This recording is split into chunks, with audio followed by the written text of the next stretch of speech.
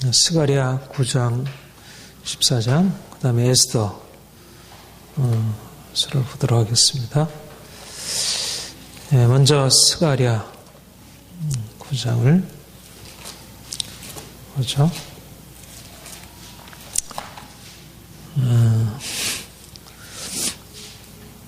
스가랴는 우리가 지난주에 살핀 것처럼 스룹바벨 여호수아가 포로에서 귀환하고 이제 성전 건축하는 데 있어서 이제 하나님의 말씀을 전파하면서 그들에게 하나님이 이스라엘을 향하여 어떤 계획을 가지고 있는지 그것을 그들에게 말씀하고, 그래서 지금 현재 이스라엘 형편이 어떻게 보면 포로 이전보다 좀 못해 보여 이제 그런 부분이 있지만, 그러나 하나님이 이스라엘을 향해서 가지고 있는 그 계획, 말하자면 아브라함에게 주신 그 하나님의 축복의 약속, 또 이스라엘을 애굽에서 끌어내시면서 하셨던 그 축복의 약속은 사라진 것이 아니고 오히려 더 분명하게, 그러니까 여기 스가랴에 보면 메시아 예언이 많이 나오고 있습니다. 그러니까 메시아 예언이 많이 나온다는 얘기는 그만큼 좀 더 하나님께서 아브라함에게 약속하셨던 그 하나님의 그 축복이 좀 더 가까이 오게 되었음을 보게 된 것입니다. 우리 스가랴 9장에 보면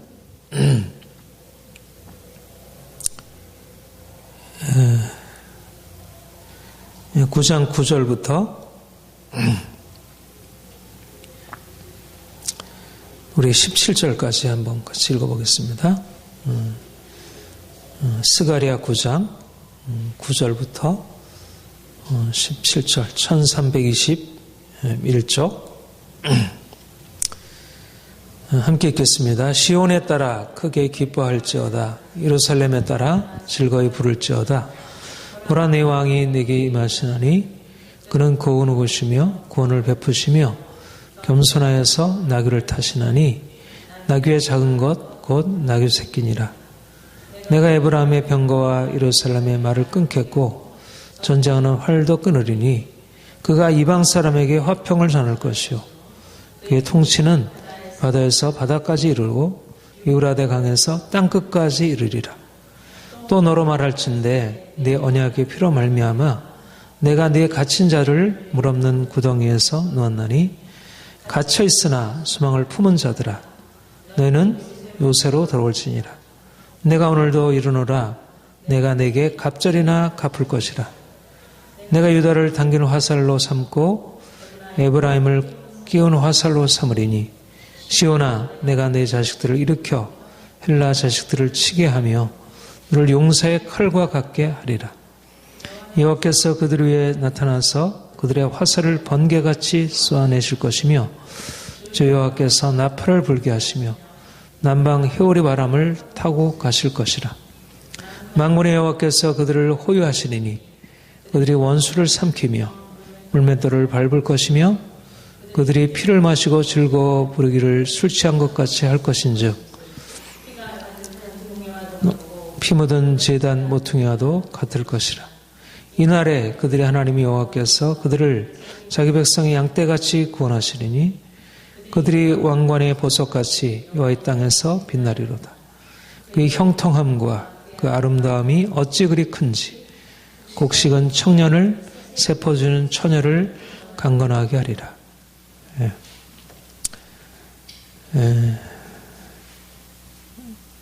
왕, 구원을 베풀 왕, 메시아가 임하여 나타날 그 구원의 날을 선포하고 있습니다. 바로 예수님께서 예루살렘에 입성하시면서 십자가를 지시려고 입성하시면서 그 종려주일에 나귀를 타고 입성하신 것이 바로 이 스가랴 9장 9절 내 왕이 보라 내게 임하노니 그는 공의로우시며 구원을 베푸시며 겸손하여서 나귀를 타시나니 나귀의 새끼니라. 예수님이 왕으로 이스라엘의 왕으로 그가 공의로우신 분이시고 그가 구원을 베푸실 분이시고 그는 왕이신데 겸손의 왕으로서 또 평화의 왕으로 전쟁을 그치게 하시고 이제 온 열방에 그의 평화의 통치를 나타내실 것이다. 그렇게 말씀하고 있습니다. 그리고 구덩이에 갇힌 자들을 이제 거기서 끌어내실 것이다. 12절에 그렇게 얘기를 하죠. 갇혀 있으나 소망을 품은 자들아. 갇혀 있지만 왕이 임하셔서 구원하실 것이기 때문에 그 구원의 소망을 품고 살아가는 것입니다. 예수 그리스도 만왕의 왕이신 그분이 우리의 왕으로 임하셔서 그가 모든 대적들을 깨뜨리시고 또 유다를 단기인 활로 삼고 에브라임을 끼운 화살로 삼으리라. 그러니까 북이스라엘과 남유다가 이제까지 그런 강대국에 의해서 포로로 잡혀가서 수치를 당하고 그들이 부끄러움을 당했다면 이제 하나님이 그들을 건져내셔서 그들로 하여금 이제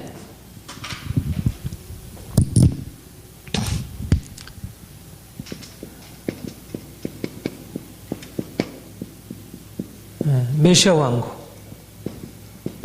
메시아가 임하고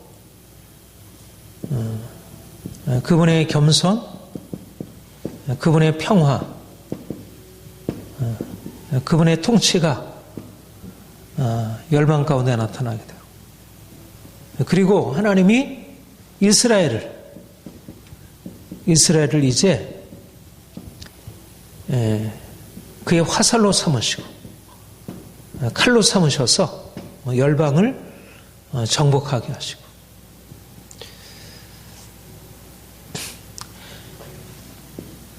예수 그리스도의 나라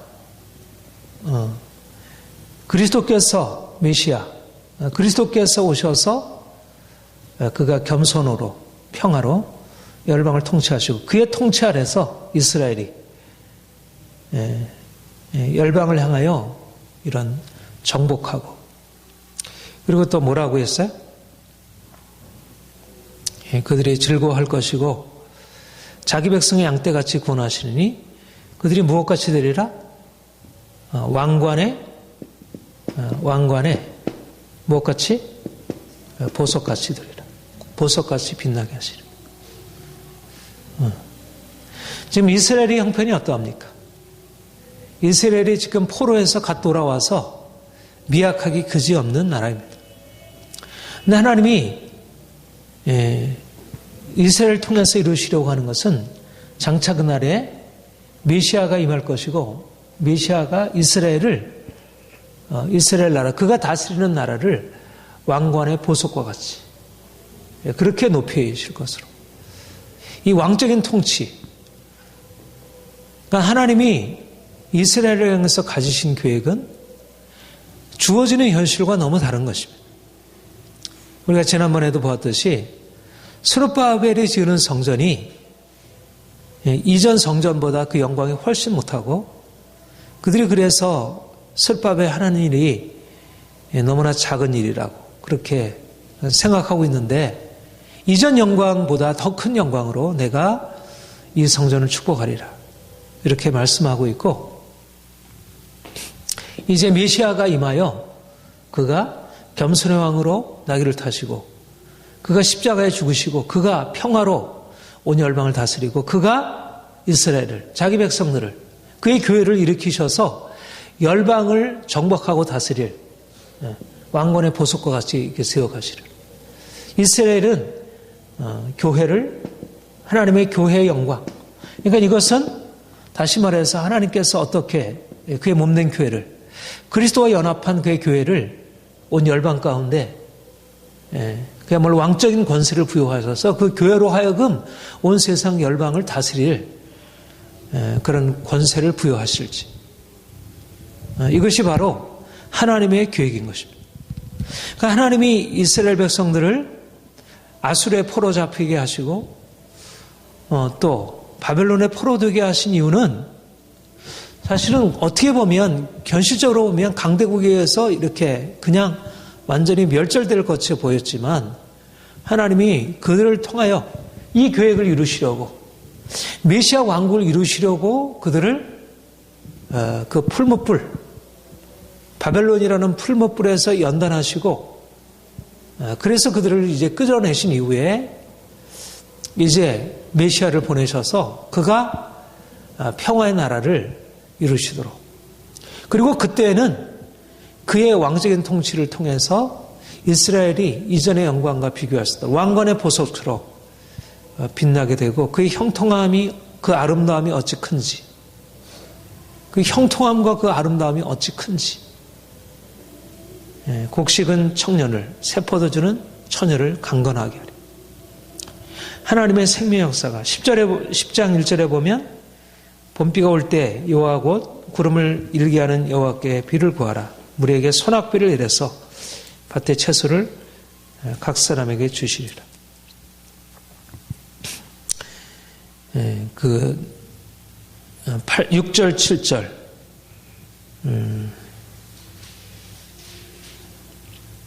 부터 12절 6절부터 12절까지 한번 같이 읽겠습니다. 시작.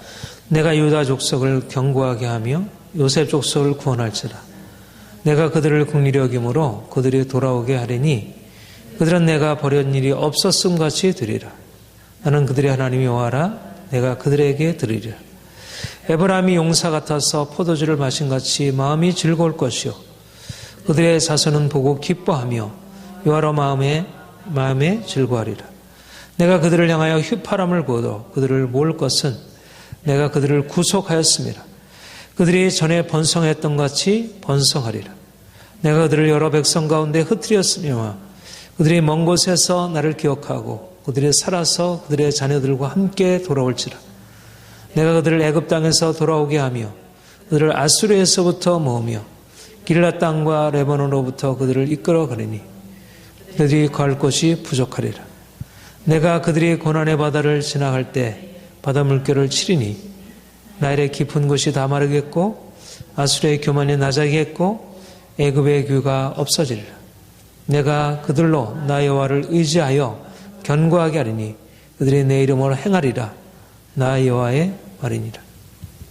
하나님이 유다 족속, 요셉 족속, 유다와 이스라엘을 어떻게 구원하셔서 그들로 하여금 버림받은 일이 없었던 것처럼 그들을 회복하게 하시고 그들에게 7절에 보면 포도주를 마신 같이 그들의 마음이 즐거울 것이요. 기쁨, 그런 즐거움. 그러니까 영광을 주시고 그들 안에 할례 없는 주시고 하나님을 신뢰함으로 그들을 견고하게 세워주리라. 이것이 이스라엘을 향한 하나님의 약속이고 또 영적 이스라엘을 향한 교회를 향한 약속입니다.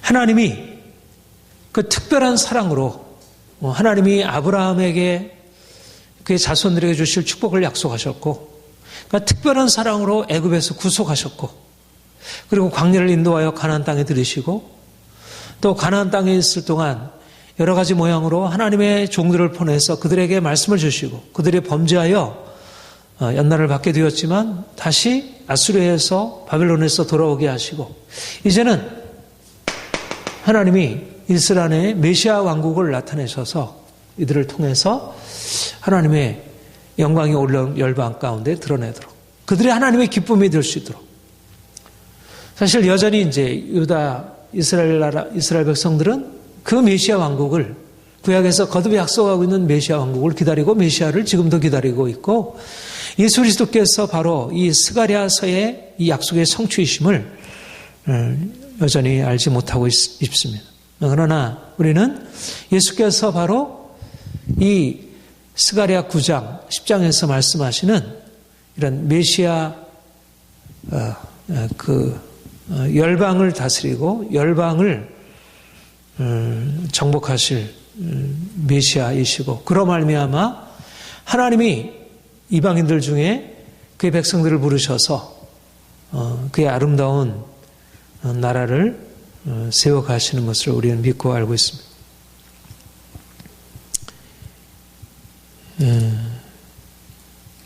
또 그 다음 12장에 보면 예루살렘의 구원에 대해서 이렇게 말씀하는데 12장 10절 그리고 13장 1절 우리 같이 읽겠습니다. 시작. 내가 다윗의 집과 예루살렘 주민에게 은총과 간구하는 심령을 부어주리니 그들이 그 찌른 바 그를 바라보고 그를 위하여 애통하기를 독자를 위하여 애통하듯 하며 그를 위하여 통곡하기를 장자를 위하여 통곡하듯 하리로다. 예루살렘에 큰 애통이 있으리니 무기또 골짜기 한다뜨림은 있었던 애통 같은 것이라. 그 다음에 13장 1절 같이 읽겠습니다. 그날에 죄와 더러움을 씻는 셈이 다윗의 족속과 예루살렘을 주민을 위하여 열리리라. 거기 보면 이스라엘이 다시 범죄하고 죄악 가운데 들어갈 것을 말씀하면서 이제 그들에게 다시 한번 다윗의 집과 예루살렘 주민에게 은총과 간구하는 심령을 부어줄 때 그들이 그 찌른 바 그를 위하여 그러니까 예수 그리스도의 순환을 예언하면서 그로 인하여 애통하게 되고 그 다음에 13장 1절에 그날에 죄와 더러움을 씻는 셈이 다윗의 족속과 예루살렘을 주님을 위하여 열리리라. 하나님이 이스라엘을 열방 가운데 이렇게 왕적인 영광으로 높이시려고 하실 때 이 영광으로 들어가고 이 기쁨으로 들어가게 되는 가장 중요한 그 방법이 무엇일까요? 그것이 바로 이 정결함, 거룩함입니다. 사실상 이스라엘이 포로 귀환한 이후에 회복한 게 뭐였죠? 성전과 제사였습니다. 그러니까 말하자면 그들에게서 가장 중요한 것은 그들 스스로 자신의 말씀에 따라서 정결한 삶을 살아갈 수 없고 그들을 정결케 할 수 있는 것은 하나님 앞에 나아가 제사를 통하여 그들을 씻음받는 것입니다. 그러나 온전한 의미에 있어서 그들이 정결케 되는 것은 짐승의 제사로 되어줄 수 있는 게 아니고 이제 그를 위하여 고난받으신 예수 그리스도, 그들이 찌른 예수 그리스도, 그분의 은총으로 말미암아 그의 피로 씻음받는 이 13장 1절에 말씀, 죄와 더러움을 씻는 셈, 이 은총의 셈, 이 보혈이 흐르는 그 셈이 열려져야 그래야 그들이 정결함을 얻게 되고 여기에 그리스도의 속죄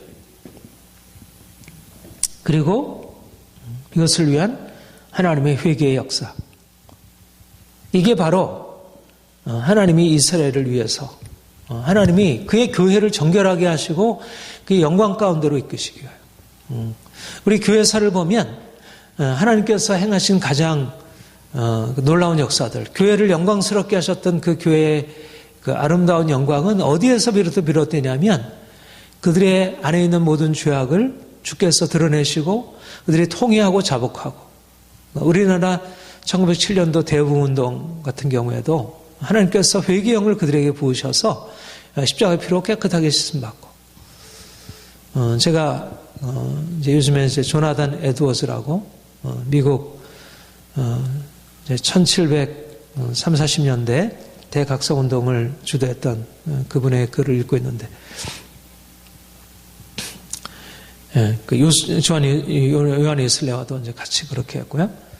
하나님이 그들 안에 정말 엄청난 영광을 나타내죠. 그야말로 이와 같은 메시아의 왕적인 통치를 나타내셨는데 그런 왕적인 통치를 나타내신 것과 함께 그들이 경험했던 것은 뭐냐면 그 십자가의 피로 구속받는, 그들이 정결케 되고 깨끗게 되는 하나님의 영광이 어디에 나타나게 되냐면 바로 우리를 죄에서 정결케 하시는 하나님의 영광의 나타남과 우리가 죄를 깨닫고 우리가 통회하고 자복하는 것은 어떻게 보면 말하자면 이 기쁨과 슬픔은 반대되는 것 같지만 사실은 슬퍼하는 자들에게 자신의 죄에 대해서 슬퍼할 수 있는 그런 심령이 살아있을 때 그래야 하나님의 기쁨이 위로부터 주어지는 것입니다. 그러니까 세상적인 기쁨과 하나님의 기쁨의 차이는 세상적인 기쁨은 자신의 죄에 대해서 전혀 깨닫지 못하고 그냥 외적인 것으로 기뻐하지만 포도주와 온갖 아름다운 그런 곡식으로 기뻐할 수 있는 것은 그 마음 안에 있는 더러움을 씻는 이런 구속의 역사. 회개함으로 나아갈 때 주께서 죄의 피로 깨끗게 하시고 정결케 하셔서 그로 하여금 하늘의 영광을 보게 하시고 그럴 때 우리 안에 보석과 같은 왕관의 보석과 같이 아름답게 빛나는 하나님의 역사가 이게 바로 누가 행하는 일입니까? 이게 그리스도께서 겸손의 왕 그가 오셔서 십자가 지시고 그가 우리를 위해서 씻는 셈, 죄악을 씻는 셈을 여시고 그리고 백성들이 통회하고 자복하고 그의 구속의 은혜를 경험하고 구속의 은혜를 경험한 사람들이 하나님의 영광으로 높여져서 흠없는 그의 신부가 되어 그의 영광에 참여하게 되고 온 열방을 다스리게 되는 하나님의 역사가 나타나는 것입니다. 이제 그리스도께서 바로 우리에게 이러한 왕으로 임하셨고 우리 구원을 위하여 그가 십자가를 지셨고 또 그의 피로 말미암아 우리가 정결함을 얻었고 성령께서 우리에게 오셔서 거듭 우리 안에 애통하고 회개하는 심령을 주셔서 우리가 주님의 피로 깨끗하게 씻음받고 우리의 삶에 하나님의 능력이 나타나고 우리가 죄에서 자유케 되고 우리가 이제 세상을 향하여 하나님의 영광을 나타내는 자로 하나님 우리를 그렇게 세워주시는 것입니다. 그렇게 될 때 온 열방이 그분의 주권 아래 복종케 되는 그런 하나님의 비전이 열리게 됩니다. 우리 14장 9절에 보면 우리 같이 한번 읽어보겠습니다. 14장 9절 그리고 16절 두 절만 읽겠습니다. 시작. 여호와께서 천하의 왕이 되시리니 그날에는 여호와께서 홀로 한 분이실 것이요 그 이름이 홀로 하나이실 것이라. 16절 예루살렘을 치러왔던 이방 나라들 중에 남은 자가 해마다 올라와 그 왕 만군의 여호와께 경배하며 수막절을 지킬 것이라. 하나님이 이스라엘의 왕이 되셔서 이스라엘에게 그 영광을 나타내시고 그리고 이스라엘을 통하여 이제 열방의 왕이 되시고 홀로 그가 천하의 왕이 되실 것이고 홀로 한 분이실 것이고 그 이름이 홀로 높임을 받을 것이다. 그리고 이방인들 중에서 하나님께 나와 하나님을 예배하는 자들이 나타나게 될 것이다. 이것이 메시아 왕국을 향한 스가랴의 예언적인 비전이었습니다. 우리는 이미 이런 스가랴를 통해서 예언된 메시아, 이 땅에 겸손의 왕으로 오셔서 평화의 통치를 이루시고 우리를 정결케 하셔서 그의 아름다운 영광에 참여하게 하신 이 귀한 은혜를 이미 경험하고 있는 사람들. 우리가 이 영광스러운 비전을 가지고 주님께서 열방의 왕으로 나타나실 것을 바라보고 우리가 나을 것입니다. 바로 이제 스가랴가 이렇게 예언하고 이제 스룹바벨과 여호수아를 통해서 예루살렘의 새로운 역사가 쓰여지고 있을 그 당시에 그 당시가 이제 다리오 왕 바사에서는 이제 다리오 왕이었는데 이제 고레스 다리오 왕 그 다음에 다리오 왕 다음에 누구냐면 이제 바사에서 아하수에로가 통치하고 있었는데 그 아하수에로 왕 당시에 쓰여진 것이 바로 에스더. 이것은 페르시아 바사 나라에서 있었던 사건을 담고 있습니다. 그러니까 시기적으로 보면 학계 스가랴 선지자가 활동하던 그 시기 조금 뒤에 아직 여전히 이스라엘 백성들이 이제 페르시아에 남아 있었던 유대인들을 중심으로 하나님께서 행하신 일들을 말씀하는 것입니다. 우리 에스더서를 보겠습니다. 에스더 750쪽 부분에 있는데,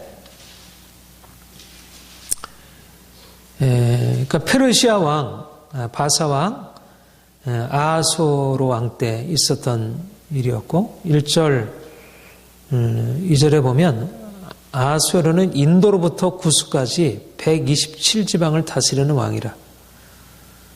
그래서 아하수에로 왕이 수산궁에서 지휘하고 이제 모든 신하들을 위해서 이제 잔치를 베풀고 그의 부와 영광을 모든 사람들 앞에 나타내려고 했습니다. 그런데 이제 에스더의 배경에 있어서 이제 나타나게 되는 게 그의 왕후, 왕비, 와스티가 자기가 그 아름다운 왕기를 좀 자랑하려고 이제 나오라고 요청을 했는데 그 왕후 와스티가 이제 그의 왕의 말을 듣지 않게 되죠. 그래서 이제 왕이 노하게 되고 이로 말미암아 이제 왕후를 뽑는 이제 절차를 통해서 이제 에스더가 왕으로 간택을 받게 됩니다. 그렇죠? 거기 보면 그 2장 5절에 보면 이제 그 아하수에로 왕 때 이제 2장 5절, 6절, 7절 우리 같이 한번 읽어볼까요? 시작. 도산 수산에 한 유대인이 있으니 이름은 모르드게라. 그는 베냐민 자손이니 기스의 증손이요 스므이의 손자요 야일의 아들이라. 전에 바벨론 왕 느부갓네살이 예루살렘에서 유다 왕 여고냐와 백성을 사로잡아갈 때 모르드게도 함께 사로잡혀 갔더라. 그의 삼촌의 딸 하다사 곧 에스더는 부모가 없었으나 영모가 곱고 아름다운 처녀라. 그의 부모가 죽은 후에 모르드게가 자기 딸같이 양육하더라. 그러니까 모르드게가 여호야긴 왕 때 2차 그 바벨론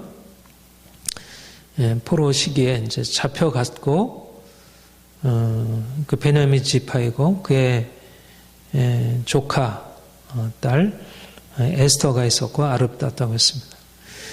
그런데 이제 에스더가 이제 왕으로 이제 간택을 받게 되었는데, 근데 이제 그 삼촌 모르드게가 대궐문에 앉아 있다가 그 장관 하만에게 모든 사람들이 다 무릎 꿇고 절하는데 모르드게는 이제 절하를 하지 않게 되고, 그랬더니 이제 그 3장 3절 이하에 보면 날마다 모르드게가 절하라고 했지만 이 말을 듣지 않고 모르드게가 이에 대해서 노하고 3장 6절에 보면 그들의 모르드게 민족을 하만에게 알림으로 하만이 모르드게만 죽이는 것이 부족하다고 생각하고 아수르의 온 나라에 있는 유다인 모르드게 민족을 다 멸하고자 이렇게 작정을 했습니다. 그 다음에 이제 7절에 보면 아수르 왕 제12년 첫째 달 니산월의 무리가 하만 앞에서 달과 날에 대하여 부루 곧 제비를 뽑아 12째 달 곧 아다로를 얻은지라. 그래서 이들이 어떤 결정을 내렸냐면 사실 절을 안 했다고 하만에게 절을 안 했다고 민족을 멸하래. 한 민족 전체를 멸하겠다고 그렇게 결정. 그래서 제비를 뽑은 것입니다. 아다롤이라고 하는 날을 택해서. 그리고 나서 하만이 이제 그 아하수에로 왕의 허락을 받고 조서를 내리게 되죠. 아다롤의 14일, 아다롤의 14일에 그 민족을 전체를 다 멸하기로 그렇게 조서를 내리게 되었습니다. 이 일을 듣게 되니까 모르드게가 이제 4장 1절 3절 우리 같이 한번 읽어볼까요? 시작. 모르드게가 이 모든 일을 알고 자기 옷을 찢고 굵은 베옷을 입고 죄를 뒤집어 쓰고 성중에 나가서 대성 통곡하며 대궐문 앞에 이르렀으니 굵은 베옷을 입은 자는 대궐문에 들어가지 못합니다. 왕의 명령과 조서가 각 지방에 이르매 유다인이 크게 애통하여 금식하며 울며 부르짖고 굵은 베옷을 입고 죄 누운 자가 무수하더라. 이렇게 정말 이제 큰 위기가 닥친 것입니다. 그런데 한 개인의 위기만이 아니라 민족의 위기이고, 이건 단지 민족의 위기가 아니라 왕비 자신도 유다 민족으로서 죽임을 당하여, 왕의 조서는 변경할 수 없기 때문에 한번 조서가 내려지면 그 민족 전체는 전멸하게 되는 이런 상황이 도래하였습니다. 이래서 이제 모르드게가 베옷을 입고 금식을 하니까 이 사실들을 에스더가 알고 삼촌이여 이게 무슨 일입니까? 베옷을 벗으십시오. 그랬더니 에스더한테 이제 모르드게가 그 전말을 다 구하게 되죠. 그래서 내가 왕에게 나아가 민족을 위하여 구하라. 그랬더니 이제 이게 왕 앞에 나간다는 것이 왕이 허락하지 아니하면 쉽지 않습니다. 그랬더니 이제 모르드게가 한 말이 이제 19절부터 우리 17절까지 아니 13절부터 17절까지 한번 읽겠습니다. 시작. 모르드게가 그를 시켜 에스더에게 회답하되 너는 왕궁에 있으니 모든 유다인 중에 홀로 목숨을 건지리라 생각하지 말라. 이때 내가 만일 잠잠하여 말이 없으면 유다인은 다른 데로 말미암아 노임과 군을 얻으려니와 너와 네 아버지의 집은 멸망하리라. 내가 왕후의 자리를 얻은 것이 이때를 위함인지 누가 알겠느냐 하니 에스더가 모르드게에 회답하여 이르되 당신은 가서 수산에 있는 유다인을 다 모으고 나를 위하여 금식하되 밤낮 3일을 먹지도 말고 마시지도 마소서. 나도 나의 시녀와 더불어 이렇게 금식한 후에 규례를 어기고 왕에게 나아가니 죽으면 죽으리다 하니라. 모르드게가 가서 에스더가 명령대로 다 하니라. 예. 여기에 보면 모르드게와 에스더의 신앙이 나타나고 있음을 보게 됩니다. 그렇죠? 하나님이 이때를 위하여 너를 왕으로 삼은 것인 줄 누가 알겠느냐. 만약 내가 이 상황에서 너만 모멸하려고 한다면 하나님은 우리를 구원하실 것이고 오히려 너를 멸할 거다. 하나님이 너를 이때를 위하여 왕으로 세웠으니 네가 하나님 앞에 네가 이 일을 위하여 네가 사명을 감당하라. 에스더가 대답하기를 나를 위하여 3일 동안 금식하소서. 그리고 나도 금식하고 규례를 어기고 나가겠습니다. 목숨을 걸고 내가 나가겠습니다. 죽으면 죽겠습니다. 이들의 믿음, 또 나라를 사랑하는 마음, 이것이 바로 이런 위기 상황 가운데, 사실은 위기 상황이 에스더가 아름다운 그 용모로 인해서 왕후가 되었지만 사실 그들 안에 있는 진정한 아름다움, 그들의 내적인 아름다움에 그것은 바로 이런 위기 상황을 통해서 드러나게 되는 것을 보게 됩니다. 그리고 이제 5장에 에스더가 왕의 예복을 입고 이제 왕 앞에 나가게 됩니다. 그러니까 이거는 허락도 없이 나가게 된 것이에요. 그런데 왕이 금호를 내밀었고, 그래서 이제 에스더가 왕에게 요청을 하죠. 하만과 함께 내가 베푸는 잔치에 참여하소서. 그래서 이제 하만과 함께 왕이 참여해서 잔치를 즐겁게 하고 나서 또 다음날 잔치에 오도록 그렇게 초청을 했습니다.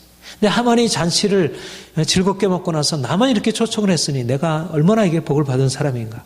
그리고 나서 또 나오는데 모르드게가 또 그 앞에서 절을 하지 않고 있는 거예요. 너무나 화가 나가지고 저 모르드게를 잡아 죽일 높은 장대를 메어달라고 그렇게 얘기를 합니다. 그런데 인간이 점점 어떻게 보면 위기 상황이 더 재발하는데 참 이게 하나님이 행하신 일이 너무 위헌한 사건을 통해서 하나님이 행하시는데 바로 그날 밤에 왕이 잠이 안 와가지고 역대 일기를 읽도록 그렇게 이제 요청을 했죠. 그런데 역대 일기를 읽는 중에 무슨 일을 알게 되었죠? 모르드게가 왕을 암살하려는 음모가 그 성문 앞에서 진행되고 있을 때 그 상황을 왕에게 구함으로 이제 거기 관리에게 구함으로 그 암살 음모했던 사람들이 처형되고 왕이 그 위기에서 벗어날 일이 거기에 기록되어 있는 것이죠. 그런데 이 사람을 위해서 무슨 뭐 상을 베푼 일이 있느냐? 없다는 거예요. 그러니까 이제 왕이 이럴 수가 있느냐? 이건 안 되는 일이라. 그래서 하만에게 얘기를 이러이러한 내가 이제 존귀케 할 사람이 있는데 어떻게 하면 존귀케 되겠느냐? 그랬더니 하만이 그에게 왕이 가지고 있는 그런 모든 아름다운 예복을 입혀서 그를 존귀케 하십시오. 자기가 될 줄 알고 그렇게 얘기를 했더니 자기가 아니라 바로 자기가 지금 죽이려고 하는 모르드게에게 그 일을 시키라고 한 것입니다. 그래서 모르드게를 그러니까 이제 하만이 그 일을 듣고 나서 이게 큰 위기를 당했구나. 이게 이제 그러면서 이제 자기 그런 족속들과 함께 이제 그 걱정이 태산 같았습니다. 근데 이제 바로 다음 날 다시 하만과 왕이 이제 두 번째 초청을 받아서 에스더가 베푼 잔치에 들어가게 되었고 거기서 이제 에스더가 왕 앞에 그 하만의 음모를 일일이 다 고하게 되죠. 그러니까 왕이 너무나도 화가 나가지고 내가 신임하여서 내가 바로 다음 자리에 너를 앉혀놨는데 네가 이렇게 왕비의 민족 전체를 네가 죽이려고 했다니 너는 이제 죽임을 당해서 마땅하다. 그래서 결국은 하만과 그의 일가가 그가 모르드게를 죽이려고 했던 그 나무에 하만은 달리게 되고 그리고 이제 이스라엘 그 유다 민족 전체가 몰살의 위기로 당했는데 한 번 이제 어떤 이제 조서가 이제 이렇게 발행된 것이니까 사실 그것 자체를 폐기할 수는 없고 그래서 다른 조서를 내리게 됩니다.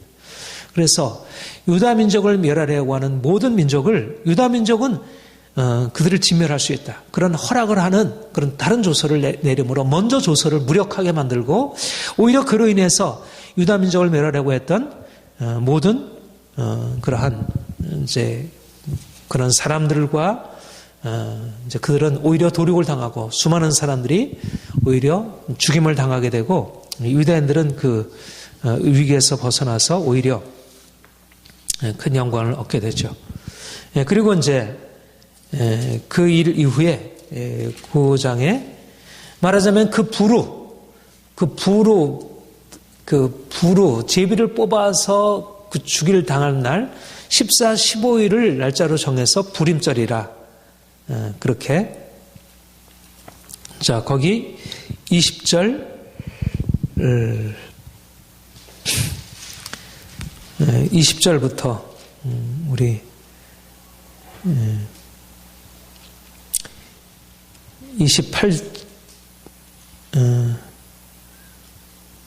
32절까지 한번 같이 읽어보겠습니다. 시작. 모르드게가 이 일을 기록하고 아하수에로 왕이 각 지방에 있는 모든 유다인에게 원고를 막론하고 글을 보내어 이르기를 한 규례를 세워 해마다 아달월 14일과 15일을 지키라. 이달 이날에 유대인들이 대적을에서 벗어나 평안함을 얻어 슬픔이 변화에 기쁨이 되고 애통이 변화에 길한 날이 되었으니 이 두 날을 지켜 잔치를 베풀고 즐기며 서로 예물을 주며 가난한 자를 구제하라 하며 유다인이 자기들이 이미 시작한 대로 또한 모르드게가 보낸 글대로 계속하여 행하였으니 그 아각 사람 하므다다의 아들 모든 유다인의 대적 하만이 유다인을 진멸하기를 꾀하고 부로 곧 제비를 뽑아 그들을 죽이려고 멸하여 하였으나 에스더가 왕 앞에 나아감으로 말미암아 왕이 조서를 내려 하만이 유다인을 해하려던 악한 꾀를 그의 머리에 돌려보내어 하만과 그의 여러 아들을 나무에 달게 하였으므로 무리가 부로의 일을 따라 이 날을 불임이라 하고 유다인이 이 글의 모든 말과 일에 보고당한 것으로 말미암아 뜻을 정하고 자기들과 자손과 자기들과 화합한 자들이 해마다 그 기록하고 정해놓은 때 이 두 날을 이어서 지켜 패하지 아니하기로 작정하고 각 지방 각 집에서 대대로 이 두 날을 기념하여 지키되 이 불임일을 유다인 중에서 패하지 않게 하고 그들의 후손들이 계속하여 기념하게 하였더라. 아비야의 딸 왕후 에스더와 유다인 모르드게 전권으로 이 글을 쓰고 불임에 대한 이 둘째 편지를 굳게 지키게 하되 화평하고 진실한 말로 편지를 써서 아수의 나라 127조 지방에 있는 유다 모든 사람에게 보내어 정한 기한에 이 불임을 지키게 하였으니 이는 유다인 모르드게와 왕후 에스더가 명령한 바와 유다인이 금식하며 부르짖은 것으로 말미암아 자기와 자기 자손을 위하여 정한 바가 있습니다. 에스더의 명령이 이 부름에 대한 일을 경고하게 하였고 그 일이 책에 기록되었다. 예.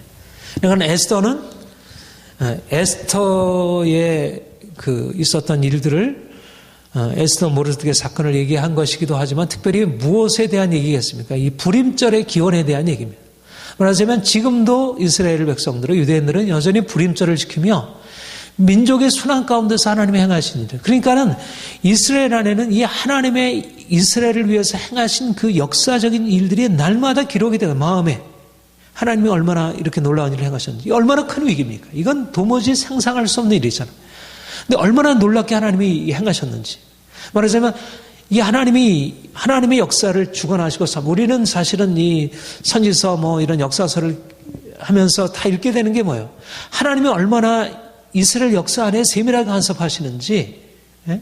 그들의 순환 가운데, 그들의 순환에서 그들을 건져주시는 하나님의 구원의 역사 가운데 얼마나 세밀하게 간섭하시는지, 그리고 하나님이 그들을 간섭하시는 데 있어서 어떻게 이방 나라들을 그의 권세 아래 사용하시는지, 바벨론 왕을 일으키셔서 심판하시는 것이나 고레스 왕을 일으키셔서 그들을 구원하시는 것이나, 하나님이 다니엘을 하나님께서 그들 가운데 높이시는 일이나 그 모든 일 가운데 하나님께서 친히 행하심을, 그러니까 어떻게 보면 이 다니엘과 별로 시기적으로 떨어져 있는 사람이 아니잖아요. 그렇죠? 다니엘이 얼마 전 사람이었다면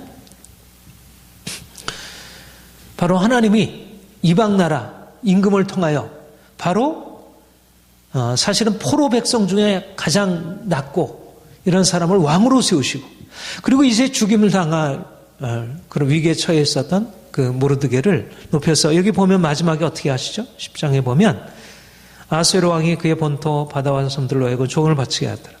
왕의 능력은 행적과 모든 모르드게를 높여 존귀하게 한 사적이 메데아 바사 왕들의 일기에 기록되지 않았느냐. 유다인 모르드게가 아수에로 왕의 다음이 되고 유다인 중에 크게 존경받고 그의 허다한 형제에게 사랑을 받고 그의 백성의 이익을 도모하며 그의 모든 종족을 안위하게 했다. 이제 죽임을 당하게 될 그런 모르드게가 하나님이 에스더를 그렇게 높이셔서 왕후를 삼은 것도 그분의 행하신 일인데, 하나님이 에스더를 통해서 이스라엘 민족을 구원하게 하시고, 그리고 그의 삼촌, 그 믿음의 사람으로 민족을 구원한 그를 높여서 바로 아하수에로 다음 2인자로 삼으셔서 그 바사를 통치하게 하신 하나님의 역사를 보게 되면, 이걸 통해서 보게 되는 게 뭐예요? 우리가 장차 나타날 메시아 왕국은 아닐지라도 하나님이, 우리가 이 에스더를 통해서 알게 되는 게,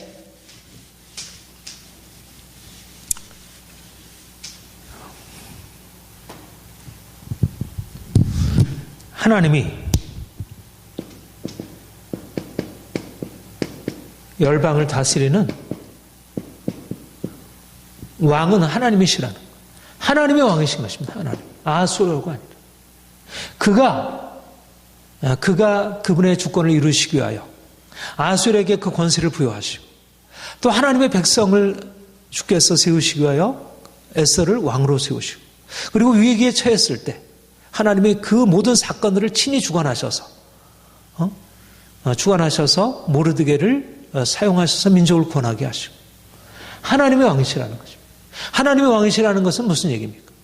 그의 백성이 위기에 처했을 때 원수들의 손에서 그를 건지시는 하나님의 구원, 하나님이 구원자이시라는, 하나님의 왕이시기 때문에 모든 원수가 죽이려고 했지만, 하만과 같은 그런 원수가 하나님 백성을 죽이려고 하지만, 하나님이 그 위기 상황에서, 그 맹수의 위기 상황에서, 이거는 도무지 건져낼 수 없는 위기잖아요. 이게 몰살을 당한, 민족 전체가 위기를 몰살을 당할 너무나 엄청난 위기 상황이었습니다.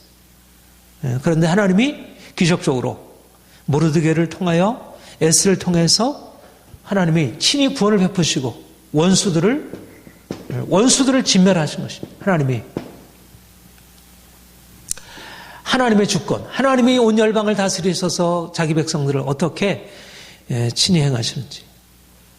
그러니까 우리 마태복음 10장에서 말씀하신 대로 너희의 목숨을 죽이려고 하는 그런 대적들을 두려워하지 말아라. 너희의 머리털 하나도 상하지 아니하리라. 내가 허락하지 않으면 참새 한 마리도 하나님의 절대 주권에 있다는 것입니다. 그러니까 분명한 사실은, 그러니까는 우리가 기억해야 할 것은 우리를 죽이려고 오는 현실적인 대적을 두려워할 것이 아니고 그들을 다스리고 주권하시는 하나님의 절대적인 주권자 하나님, 원수의 계획을 바꾸어서 그들의 모든 계획을 오히려 그들의 멀리에 돌리게 하시고 위기에 처한 의인들을 건져주시는 이 하나님의 절대적인 주권. 하나님께서 전능자이시고 그가 자기 백성들을 때때로 위기에 처하게 하시지만 오히려 그들에게 구원을 베푸신다는. 그리고 하나님께서 이 사건을 통해서 보게 되면 아브라함에게 그렇게 말씀하시죠. 내가 너로 큰 민족을 이루고 네게 복을 주어 네 이름을 창대케 하리니 너는 복의 근원이 될지라. 그리고 하신 말씀이 너를 축복하는 자에게는 내가 축복하고 너를 저주에게는 내가 저주하리니 열방이 너를 인하여 복을 받으리라. 아브라함의 자손을 저주하려고 했던 하만과 그의 일가를 진멸하시고 그의 대적을 멸하시고 하나님께서 그를 높이시고 열방의 축복이 되게 하시는 하나님이 존귀케 하시는 것입니다. 오히려 위기를 통하여 오히려 위기 상황이 아니었다면 모르드게가 그렇게 존귀케 되었습니까? 유대인이 그렇게 포로된 그곳에서 존귀케 될 수 있었어요. 유대인들이 바사 왕국에서 존귀케 되는 다른 어떤 민족들보다 존귀케 되는 하나님의 은혜를 잊게 되었습니다. 이것이 하나님의 행하심이라는 것입니다. 그러므로 우리는 마치 포로된 상황같이 우리 자신에게 힘이 없고 능력이 없고 강자가 우리를 누르고 죽이려고 할 때 우리가 그 상황에서 그냥 무력하게 당할 수밖에 없는 존재처럼 여겨지지만, 그러니까 사실은 여기 보면 사실 다윗이나 모든 이스라엘 백성들의 역사를 보면 의인들이 늘 고난을 당하잖아요. 의인들이 억울하게 고난을 당하고 우리 현실도 늘 그러하고. 그런데 우리 현실 역사를 보면 의인들이 고난을 당할 때 그냥 우리는 어쩔 수 없이 그 상황에 그냥 그 당하는 것으로 끝날 수밖에 없는.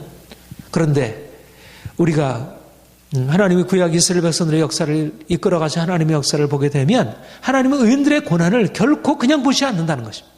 특별히 하나님께 믿음으로 나와 하나님의 은혜를 구하고 그의 긍휼을 간구하고 나오는 자들 그들을 그냥 버려두지 아니하신다는 것입니다.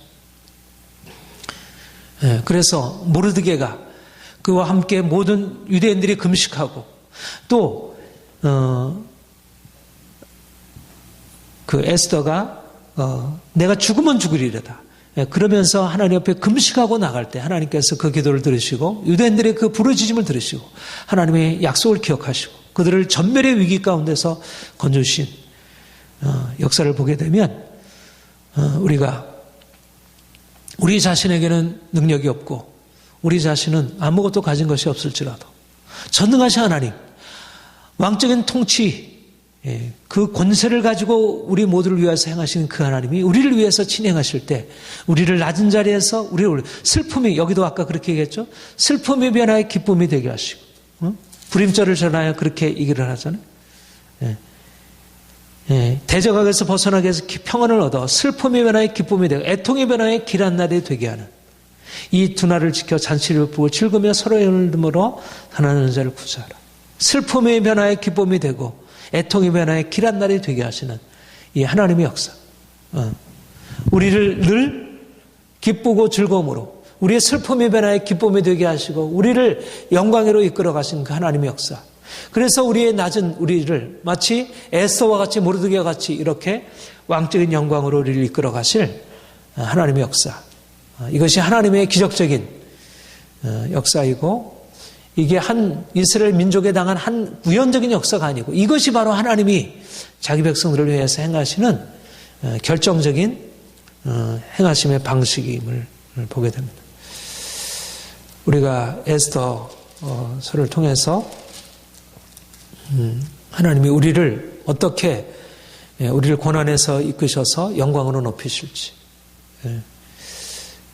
그런 비전을 여기서 함께 갖게 되고 또 우리에게도 지금도 우리에게 이런 놀라운 은혜를 우리에게 베푸실 것을 우리가 기대함으로 나아가겠습니다.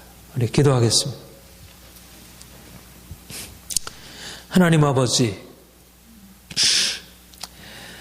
하나님이 스가랴를 통해서 앞으로 메시아가 와 하나님의 그 놀라운 영광의 나라를 펼치실 것을, 평화의 나라, 정의의 나라를 주께서 나타나실 것을 말씀하시는 것을 듣습니다. 그가 겸손의 왕으로 오셔서 그의 백성들을 그 포로됨에서 갇힌 자리에서 건져내고 그들을 그의 피로 정결케 한 이후에 그들을 아름다운 영광으로 높이시고 그들에게 한량없는 기쁨과 즐거움을 주시리라 말씀하셨습니다. 하나님, 스가랴의 예언이 예수 그리스도 이 땅에 오심으로 이루어졌고 또 지금도 그 예언의 성취가 계속 진행되고 있음을 압니다. 주님, 우리를 주의 피로 정결하게 씻어 우리가 날마다 주님 앞에 거룩하고 아름답게 변화되게 하시며 우리가 왕관의 보석과 같이 그렇게 아름답게 빛나도록 주님 친히 행하시옵소서. 우리가 날마다 주의 영광으로 높여지길 원합니다.